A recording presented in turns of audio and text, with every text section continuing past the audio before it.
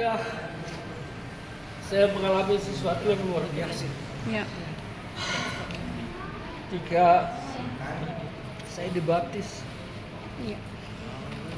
saya seperti kehilangan gravitasi. Saya seperti tidak menginjak bumi. Aduh. Saya melayang. Ketika saya berdiri, saya menutup mata masih. Saya melihat cahaya yang luar biasa kebiruan. Oh, puji Tuhan. Luar biasa. Saya lihat ada yang berkata di depan saya tidak tahu, tapi saya meyakini itu Tuhan. Amin. Aduh, merinding. Menyuruh saya berlutut. Saya kemudian berlutut. Tuhan bilang, saya mau gendong kamu, Tuhan bawa saya. Amin. Saya dipangku, Tuhan dibawa ke langit. Saya melihat langit terbuka di bawah tinggi. Amin. Ada salib di sana. Saya pikir saya mau dibawa Tuhan mati, saya mau dipanggil mati, tapi Tuhan bilang tidak. Saya tanya Tuhan, Tuhan apa saya mau mati? Saya bilang, Tuhan, tugas saya di bumi belum selesai. Yes. Tuhan bilang sama saya, tidak, kamu tidak mau mati. Saya hanya mau tunjukkan. Jangan pernah takut. Amin. Karena langit pun akan saya buka untuk. Amin. Amin. Luar biasa. Saya dibawa Tuhan, Pak. Amin. Saya tidak menyadari apa yang terjadi. Saya hanya merasakan kalau langit Tuhan buka untuk saya dan saya dibawa ke atas. Amin. Luar biasa. Luar biasa. Luar biasa loh. Dan nantilah saya nggak bisa cerita banyak. Iya, nanti Saya harus menenangkan. diri dulu. Iya. Karena Puji luar Tuhan. biasa yang saya alami. Tuhan benar-benar menggendong saya di pangku, saya dibawa ke langit. Amin. Dan saya menyaksikan langit benar-benar terbuka. Amin. Amin. Hanya padamu Bapa, ku serahkan hidupku ini. Shalom saudara, kita bertemu kembali dalam acara edisi khusus bersama Pak Ferdinand Huta Hayan. Dan kita akan melihat bagaimana lawatan Tuhan di saat baptisan yang luar biasa, yang kita melihat sama-sama tapi hanya belum bersaksi apa yang dialami di dalam baptisan itu. Nah, kita akan dengar sendiri dari beliau. Apa kabar Bapak Ferdinand? Wah, luar biasa. Sehat, puji Tuhan, luar biasa. Keadaan cerah nih sekarang ya. Cerah, luar biasa.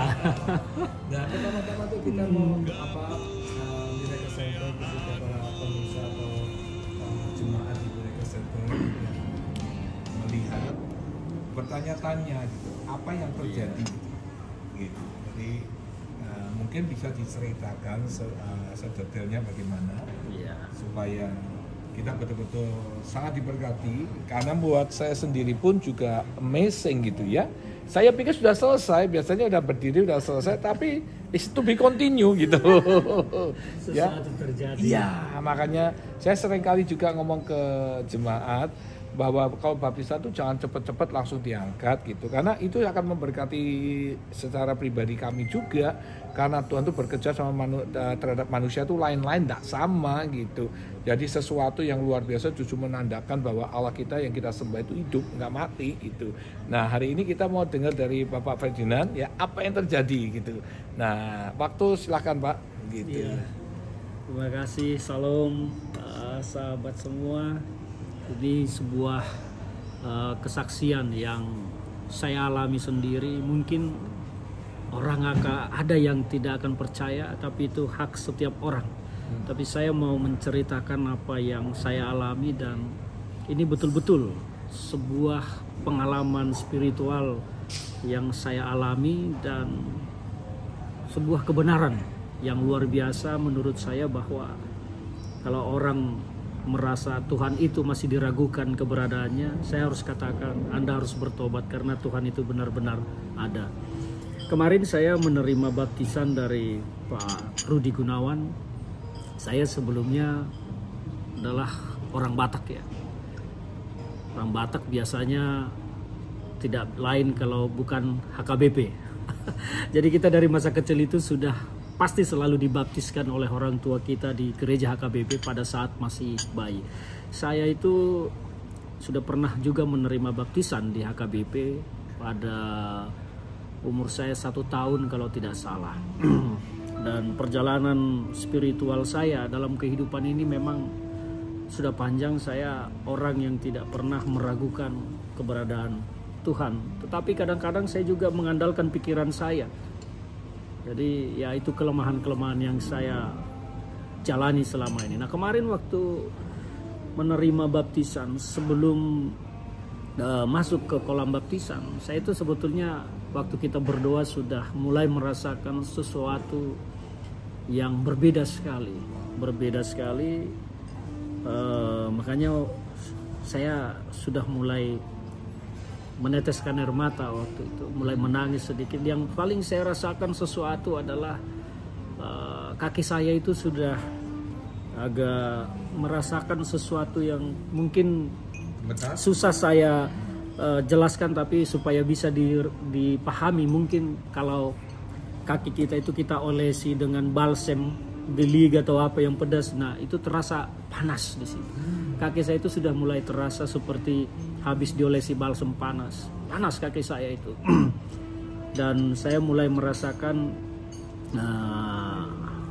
sesuatu yang mengguncang-guncang sampai pada Pak Rudi mengantar ke kolam baptisan.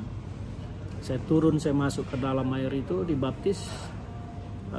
Kaki saya yang tadi saya rasakan seperti panas itu tiba-tiba dingin itu berubah dingin, dan menerima sakramen baptisan dari Pak Rudi. Saya itu merasa sesuatu yang tenang, damai, tapi jantung saya itu detaknya seperti tidak beraturan. Seperti ada yang nabok-nabok gitu ya. Duk. Oke, saya coba berusaha terus tenang, saya mencoba mencari jawaban ini apa gitu. Tapi saya percaya bahwa itu bukan roh kegelapan dunia, tetapi roh Tuhan yang sedang membongkar hati saya. Pikiran saya seperti itu. Sampai pada saat sakramen itu selesai, Pak Rudi sudah menarik saya untuk bangkit berdiri. Saya udah berdiri, tapi saya masih terus mengusap wajah saya. Karena pada saat saya berdiri itu, saya seperti melihat, mata saya belum bisa kebuka secara benar. Tapi di pandangan mata saya itu ada penampakan cahaya yang sangat cerah. Saya melihat warna biru cerah sekali, seperti royal blue sapphire ya. Itu biru sekali, ada warna-warni bling-bling, warna emas begitu, semarak sekali. Mungkin bling-bling kalau orang tahu, kalau penyanyi dangdut suka pakai bling-bling di wajahnya biar mengkilat. Seperti begitulah tampilannya. Tapi warna dasarnya itu biru kayak royal blue sapphire. Luar biasa. Saya pikir ini apa? Saya mau membuka mata saya. Apakah ini penglihatan ini nyata atau tidak? Tapi saya selalu gagal membuka mata saya. Makanya saya selalu seperti ini. Saya pengen memaksa mata saya terbuka, tapi tidak bisa. Oh pantas ya, tidak bisa. Ya. Iya. Pantas Bapak waktu pegangin mata itu pengen buka. Pengen buka. Saya pengen membuka mata saya karena nalar sadar saya berkata, saya pengen tahu ini nyata atau imajinasi, ilusi, atau hanya apa gitulah.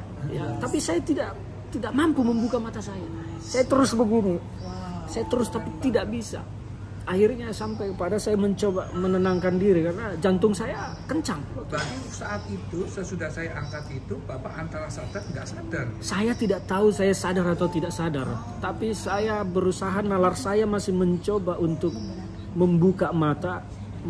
Ini nyata atau tidak penglihatan saya yang biru ya.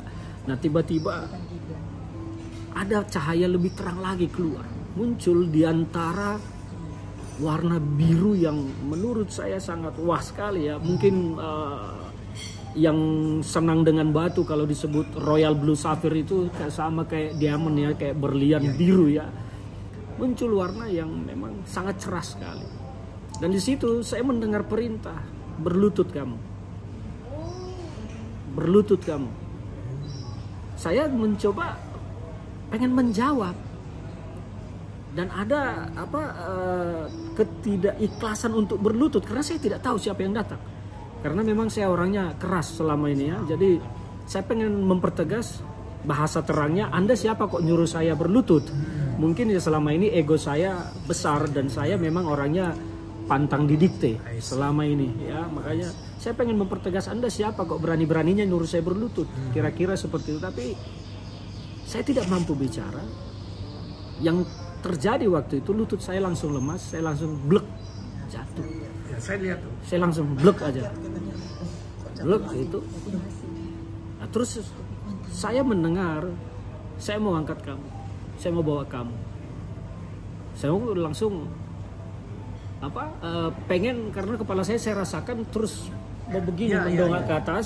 Saya pengen menegakkan kepala saya, pengen meluruskan begini, tapi nggak bisa. Nggak bisa. Nah di situ saya merasakan saya diangkat seperti digendong seperti ini, kayak orang mati diangkat begini. Saya pelangkat saya itu udah beginilah, di pangku begini, diangkat. Oh jadi waktu Bapak itu kepalanya ke belakang itu bukan kemauannya Bapak, Bukan. tapi Bapak tidak tahu apa-apa. Saya tidak tahu apa-apa. Bahkan nalar saya itu pengen menegakkan kepala saya. Justru Bapak kepengen tegak. Pengen tegak lurus begini, tapi nggak bisa. bisa. Terus begini. Dan akhirnya penglihatan saya itu, saya merasa diangkat seperti ini, seperti bayi, diangkat. Saya lihat itu langit terbuka. Saya lihat langit terbuka. Di sana itu ada cahaya yang terang sekali. Terang, saya dibawa, saya diangkat terus, saya dibawa terus. Itu ketakutan saya, membuat jantung saya semakin kencang. Semakin kencang, saya takut. Karena pada prinsipnya saya juga selama ini orang yang takut ketinggian. Dan itu membuat saya pikir saya mau udah dibawa mati. Saya bilang, Tuhan saya apa saya mau mati? Saya bertanya begitu. Tapi mungkin mulut saya tidak berbicara. Ya, tapi saya tanya ya, karena saya sudah paham bahwa yang mengajak saya itu Tuhan. Saya bilang, Tuhan saya mau mati. Tidak, saya mau bawa kamu ikut.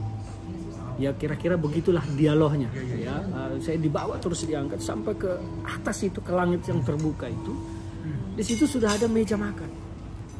Meja makan, saya disuruh duduk, kamu makan. Kira-kira begitu. Di situ ada beberapa titik cahaya yang seperti melingkar, tapi mejanya tidak bulat, mejanya agak lonjong oval. Nah, di situ ada beberapa titik cahaya, ada satu di tengah yang paling cerah. Di sini ada beberapa, saya tidak menghitung berapa, tapi itu lebih dari 6. Lebih dari 6. Ada titik-titik gumpalan cahaya yang terang. Saya tidak melihat wajah. Tidak melihat penampakan wajah sama sekali, tapi saya melihat titik-titik cahaya di situ. Yang satu paling besar di tengah, itu yang selalu berbicara dengan saya, menyuruh saya makan. Saya tidak tahu makanan apa yang ada di hadapan saya. Itu juga dalam bentuk semu. Tapi saya makan. Dalam berbentuk apa? Semu. Saya tidak nyata. Tidak nyata, tapi saya mengetahui itu makanan. Saya makan dengan lahap, saya santap. Sudah makan dulu terus. Udah setelah makan, masih dalam proses makan gitu. Saya bertanya, ini kenapa saya di sini? Apa saya sudah mati? Mohon maaf ya, lama sekali itu. Iya, dan itu ada dialog di meja makan itu. Saya harus mengatakan di meja makan. Jadi saya udah sebenarnya, apa saya sudah mati? Kenapa saya di sini? Saya belum mau mati. Tugas saya di bumi belum selesai. Itu omongan saya. Saya rasakan. Terus saya dijawab, emang tugasmu apa di bumi yang belum selesai? Saya bilang, masih banyak orang jahat. Saya ditertawakan. Saya ditertawakan. Memang kamu mau bisa apa dengan orang jahat itu? Itu pertanyaan yang saya dengar. Saya bilang, ya saya tidak tahu harus apa. Tapi saya tidak bisa melihat orang-orang jahat. Dialognya seperti itu. Nah terus, kamu mau apa sekarang? Ya saya bilang, saya harus membuat mereka kembali. Pertanyaan muncul lagi, memang kamu bisa melakukan itu? Saya tidak tahu. Saya hanya punya niat. Saya punya niat, hati saya pengen. Ditanya seperti itu, ditanya lagi, apa yang mau kamu lakukan? Saya tidak tahu. Akhirnya apa? Oke, kalau kamu memang tugas belum selesai di bumi, saya kembalikan kamu. Lakukan seperti apa yang kamu inginkan. Nah, begitu saya mau bertanya, saya masih punya pertanyaan tadinya, apa yang harus saya lakukan? Saya itu tersadar. Jadi belum terjawab apa yang harus saya lakukan. Dan itu yang kemarin terus saya pikirkan, ini apa? Perintahnya sebetulnya apa? Nah, ini yang menjadi masih pergumulan dalam pikiran saya dari tadi malam. Saya terus berdoa supaya saya diberikan jawaban ini apa. Karena selama ini juga kan hidup saya menjadi aktivis sosial, politik, hukum. Ya, saya bilang kalau saya mau membuat orang jahat kembali dari dunia hukum tidak mungkin. Saya bukan penegak hukum. Saya mungkin banyak membantu orang-orang yang selama ini bermasalah dengan hukum, bahkan tidak dibayar. Tapi itu tidak mengembalikan orang jahat. Saya hanya membela orang yang teraniaya. Saya terus berpikir ini saya belum mengerti sampai sekarang. Saya masih meminta petunjuk Tuhan. Sebetulnya cara saya untuk mengembalikan orang jahat ini apa? Nah, tadi pagi saya berdoa. Saya rutinitas saya itu pagi sama malam rutin berdoa. Saya setiap pagi juga melakukan perjamuan sendiri. Saya berdoa, baca firman, berdoa, dan perjamuan sendiri. Saya mencoba terus mencari jawaban dari situ. Cuman saya belum ketemu, hanya terngiang-ngiang dalam pikiran. Apakah saya ini mau diutus menjadi kalau saya bilang pendeta mungkin saya tidak tahu. Saya tidak tahu, tapi itu perjalanan spiritual yang saya alami kemarin. Habis itu saya, setelah pertanyaan itu belum selesai saya jawab, saya itu sudah dipegang. Setelah dipegang, saya belum melihat saya diantar, tetapi saya sudah langsung terbangun. Tapi omongan terakhir itu yang saya ingat, lalu saya dengar, sudah, saya kembalikan kamu dan lakukan apa yang ingin kamu lakukan. Saya memang menjadi pergumulan ya, yaitu sampai sekarang saya belum ketemu apakah saya harus menjadi petani yang harus menuai ladang Tuhan. Saya nggak ngerti, saya tidak paham rahasia Tuhan, ataukah mungkin Tuhan menyuruh saya di tempat lain untuk memperbaiki kerusakan, terutama dunia hukum kita sangat menyedihkan di negeri ini.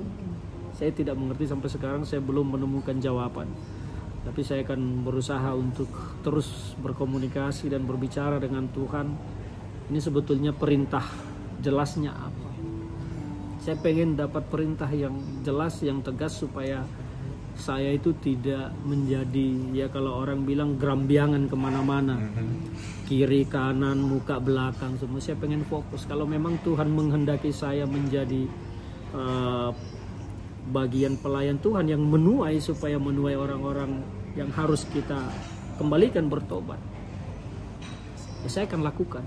Tapi saya ingin sesuatu perintah yang jelas, supaya saya tidak ragu tentang jalan yang harus mau saya tempuh. Karena memang passion saya selama ini menjadi aktivis sosial, politik, hukum. Saya orang yang keras. Saya tidak tedeng aling-aling soal melihat ketidakberesan di Republik ini. Apakah saya mau ditugasi membereskan itu, saya tidak tahu. Tetapi perjalanan spiritual saya seperti itu yang saya alami kemarin pas di kolam itu. Saya di perjamuan itu, ya begitulah ngobrol. Tapi yang paling jelas yang saya ingat itu yang terakhir. Oh udah, saya kembalikan kamu dan lakukan apa yang kamu inginkan itu. Nah, yang saya inginkan ini sekarang, yang mana ini? Ini yang masih pergumulan buat saya, masih mau mencoba mencari jawaban dari Tuhan. Jalan mana yang harus betul-betul saya tempuh dan saya ikuti. Wah, luar biasa makanya sekali.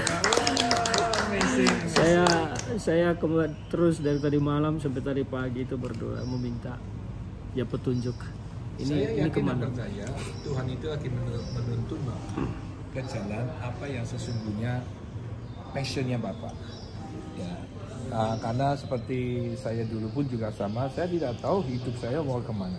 Tapi justru Tuhan taruh saya di Amerika di mana saya tidak suka.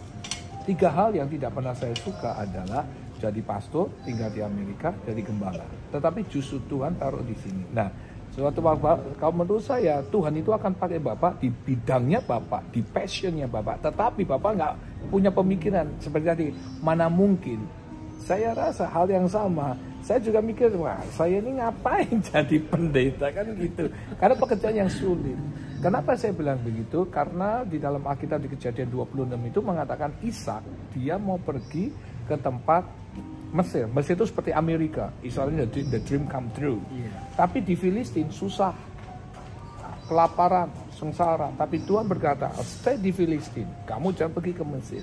Makanya dia terus menabur dan akhirnya dia mendapat anugerah Tuhan yang besar. Dikatakan di ayat 26-nya kalau nggak salah, dikatakan sangat kaya, amat kaya, luar biasa kayanya. Ya, kenapa? Karena dia ngikut.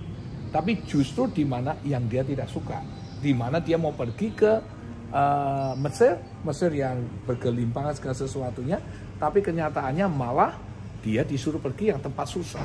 Nah, kalau saya lihat kesaksian Bapak ini amazing. Saya sendiri pun amazed. Kenapa? Karena Bapak ini sudah selesai, saya pikir sudah berdiri. Dan kedua saya lihat ini kok aneh gitu loh. Honestly ya Pak ya, saya ngomong aneh. Ini aneh nih, selama saya baptis nggak pernah begini gitu. Hanya saya pernah membaptis adalah waktu dibaptis mata tertutup, lalu tiba-tiba dia buka, dia sadar, dia natap ke kita gitu. Akhirnya dalam kemudian dia nutup lagi. Kalau ini enggak, sudah saya pikir finish, sudah berdiri, tiba-tiba langsung jatuh ke bawah. Belum saya ngelihat dan badannya seperti mau jatuh ke belakang, makanya saya preparing gitu kalau Bapak mau nyungsep gitu. Tapi rupanya itu yang dapat penglihatan. Dan saya kemarin itu merasakan kalau saya itu tidak menyentuh, karena kaki saya itu gemblang begitu, kayak terombang ambing ini. Makanya saya betul-betul merasakan sesuatu yang aneh. Tapi ya setelah itu saya bilang kok mengalami hal seperti ini sesuatu yang luar biasa bagi saya, bahwa saya rasakan betul-betul Tuhan itu datang. Karena memang sebelum acara itu juga saya selalu berdoa, Roh Kudus hadir di sini. Roh Kudus hadir di sini. Saya pengen tahu. Karena saya bukan orang baik juga selama ini. Saya orang yang cukup keras. Mungkin banyak orang yang tersinggung saya buat, tetapi saya tidak pernah menjahati orang. Saya mungkin kalaupun membuat orang tersinggung karena saya bicara kebenaran. Tapi kalau untuk menjahati orang saya tidak pernah punya pikiran seperti itu. Jadi ya luar biasa menurut saya sih, ya hanya merasa terguncang saja. Apalagi saya merasa kok saya seperti udah mati di bawah. Pertanyaan saya, apa saya sudah mati? Saya tanya begitu. Oh, tidak, saya mau bawa kamu. Saya dibawa, digendong, saya rasakan itu terus dibawa ke atas. Langit itu terbuka di situ. Saya naik, dibawa. Saya udah lihat ada meja, lalu makanan, cuman makanan ini saya tidak bisa gambarkan apa saja. Nah, di situ mejanya kayak opal. Ada cahaya, semua bersinar, tapi di tengah itu paling besar ada lebih dari 6 lah. Berapa saya nggak hitung persis, lebih dari 6. Cuman yang selalu bicara dengan saya itu, suara itu muncul dari tengah, dari cahaya yang paling besar itu. Cahaya yang paling besar itu. Udah saya makan, saya lahap makan. Makanya biasanya saya itu, karena pagi-pagi kebiasaan saya itu sudah bertahun-tahun hanya buah pagi-pagi, dan jam 10:30, jam 10 saya itu pasti sudah lapar. Baru kemarin saya itu merasakan tidak lapar. Sampai sudah jam berapa kita makan itu kemarin? Jam 2-an ya kita makan. Saya itu nggak bisa kalau udah seperti itu. Saya pasti sudah lapar dan saya udah pasti uring-uringan. Udah pasti uring-uringan, udah pasti gampang kesal, gampang marah. Nah itu yang saya bilang bahwa ada sesuatu yang paling hilang dari diri saya itu. Ya saya mungkin menyebutnya roh kemarahan ya. Pas pulang tadi pagi juga saya di jalan, biasanya saya jangan coba-coba deket-deketin mobil saya, mau nyalip saya tabrak beneran. Saya orangnya begitu, jangan pancing-pancing saya. Tapi tadi pagi itu saya lebih banyak mengalah. Ya udah silakan. Itu yang tidak pernah saya lakukan. Ini saksi. Saya tidak pernah melakukan itu dan saya tidak pernah mau mengalah soal itu. Jangan coba-coba salip mobil saya dengan cara yang tidak sopan. Saya tabrak. Saya gesek, nggak peduli saya. Tapi tadi pagi itu banyak yang begitu, apalagi Jakarta ini luar biasa dengan jumlah sepeda motor. Wow. Tadi pagi ya udah, oh silakan. Akhirnya saya tidak mau ini ya lewat. Ya udah, biasanya saya nggak mau. Saya selalu saya tabrak. Nggak pernah takut saya soal begituan, karena saya orangnya memang selama ini orang yang ya jangan coba-coba didikte. Jangan coba-coba ganggu harga diri saya, siapapun gua tabrak. Tapi tadi pagi itu ya udah, oh silakan lewat. Jadi saya jadi cenderung mengalah yang tidak pernah saya lakukan selama ini. Saya orang yang tidak pernah mau mengalah kalau sudah bicara soal harga diri, apapun gua terabas, gua tubruk, mau apapun. Karakter saya selama ini begitu. Tapi yang paling saya rasakan berubah, terutama ya tadi pagi itu ya jalanan macet di mana. Saya orang paling tidak bisa sabar di macet selama ini. Tapi tadi macet waktu saya hendak rapat dengan teman-teman dari salah satu perusahaan BUMN kita, rapat di daerah selatan, jalanan macet di mana-mana. Saya biasa aja, santai aja. Biasanya saya udah nggak bisa itu. Saya pasti terganggu emosinya dan bisa seradak-seruduk bawa mobilnya. Tapi tadi saya nikmati aja, slow pelan, pasti nyampe dan nyampe. Biasanya saya nggak bisa itu. Luar biasa ya. Itu yang paling sesuatu yang saya rasakan instan hilang.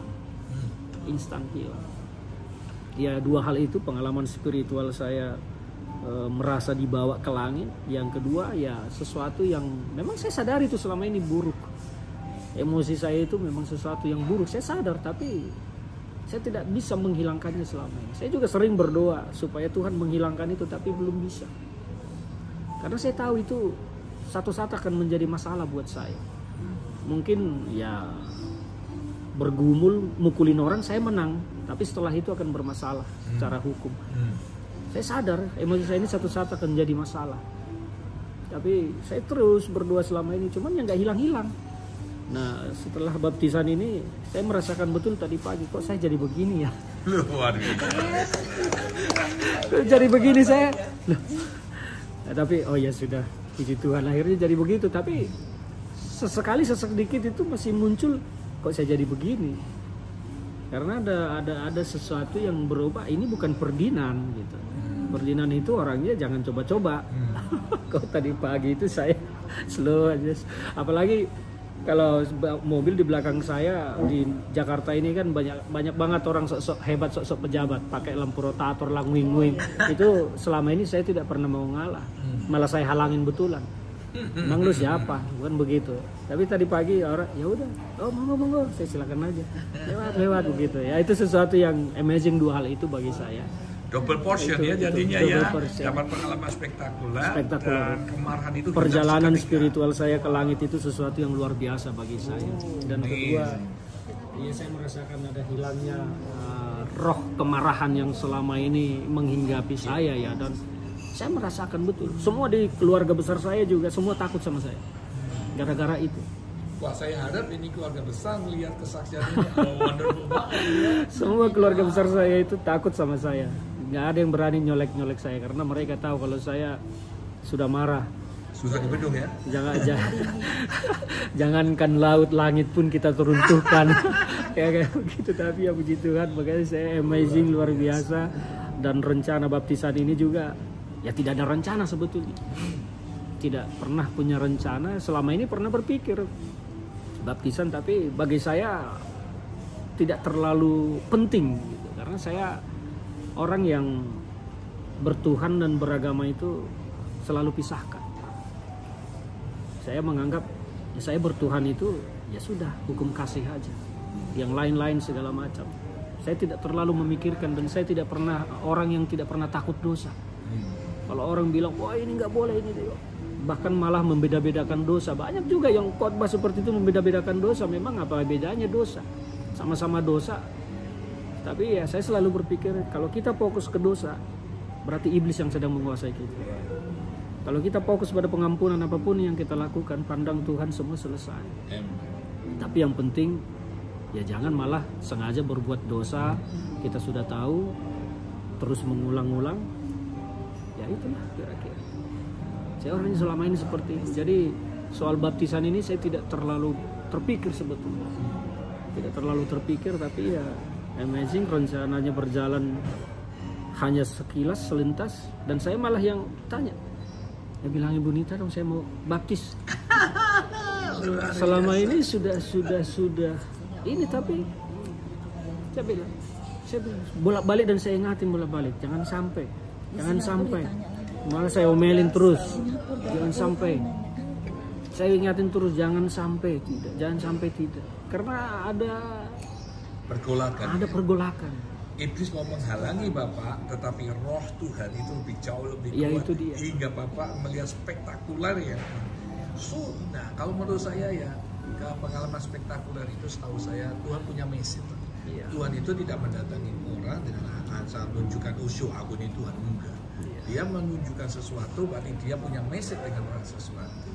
Nah mungkin kalau saya bisa bicara Pak, jalani saja dengan hidup apa yang ada, pasti Tuhan arahkan kemana Tuhan. Iya. Gitu.